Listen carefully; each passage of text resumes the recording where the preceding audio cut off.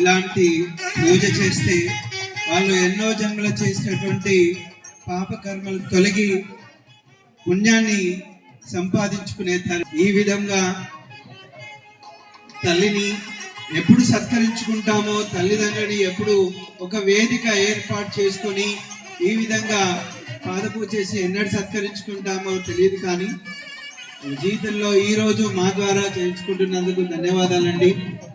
నిజమైనటువంటి మీ యొక్క మాతాపితృలటువంటి ప్రేమని మీ ఆశీస్సుల రూపంలో మీ యొక్క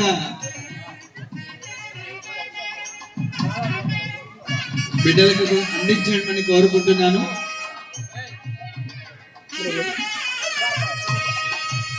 అల్లుడి కాలు కడుగుతాను,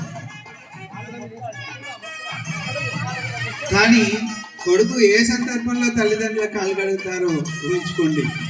కానీ బతుకున్న సమయంలో ఈ విధంగా పూజించుకోవడం గర్వకారణమని నేను అనుకుంటున్నాను. ఈ అవకాశాన్ని కల్పించినటువంటి మేము పిలువగానే వచ్చినందుకు తల్లిదండ్రులకు చాలా ధన్యవాదాలండి.